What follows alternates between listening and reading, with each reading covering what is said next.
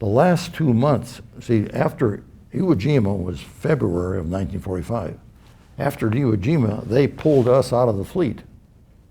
And the fleet went on to Okinawa. And they put us on what they called air-sea rescue for 2 months. There were 200 and some B-29s were flying off of Saipan, Tinian, and Guam every day. 2 days with explosives and 1 day with incendiaries. 10 tons, 20,000 pounds each. And they were getting shot up, and they had mechanical problems. They would come back at night. So they would post us someplace between Saipan and Iwo Jima. And when the call would come and say, go to such and such a location, we'd dash there, and we'd pick them up. And this one night, it was always at night when they came back, we went to we had Loran then.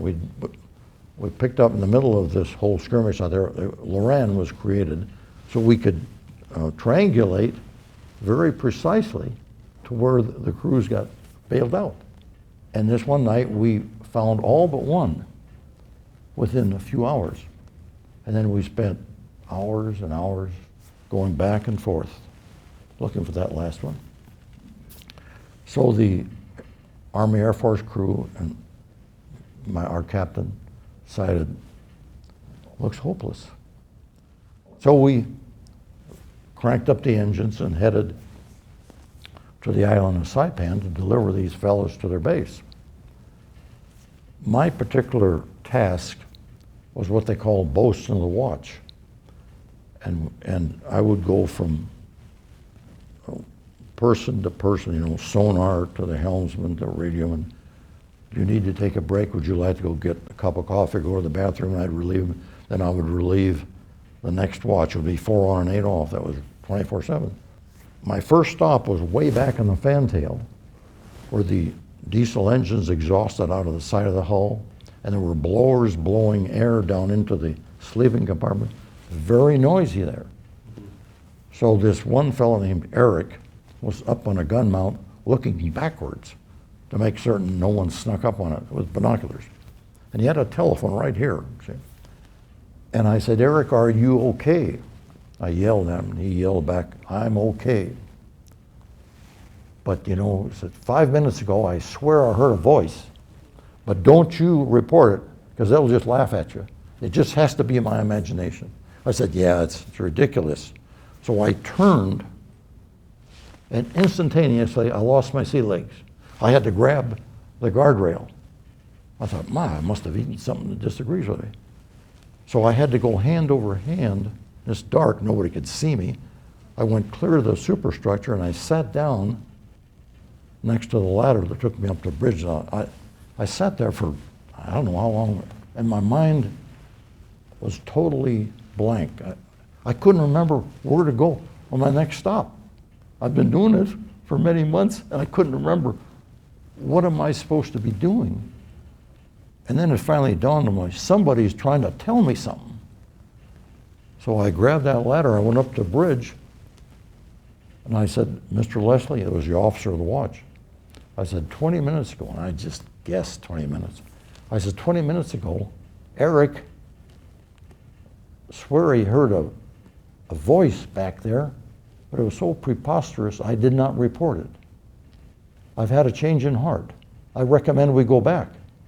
He says, let's do it, his exact words. And he told the helmsman, he said, and he gave him a new course, and he told the engine controller, don't you change one iota on that engine. And he took this 20 minutes as something precise. We went 20 minutes, shut the engines down, and within 50 to 75 yards, there he was. We didn't have You found him? We didn't have to spend 1 minute looking for him. Well, that's miraculous. Yeah. When we were released to go back to the States, and I told you we stopped in Pearl Harbor? Yes. The day after we stopped, I noticed that 3 guys showed up at the gangway, Army Air Force uniforms, and they asked for the captain. I figured, well, some of the captain's college buddies, something. So they came up And pretty soon the captain called everybody on deck. And the cooks were passing out coffee cups.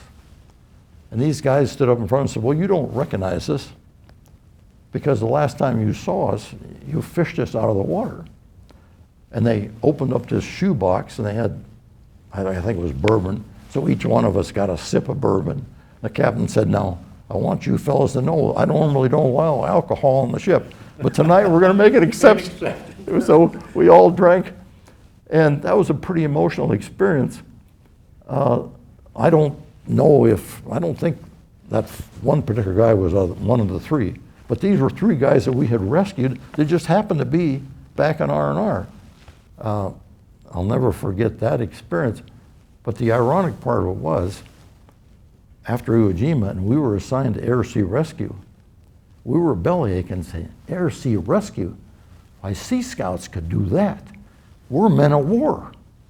Well, the captain said, I don't care what we are. We're do as we're told.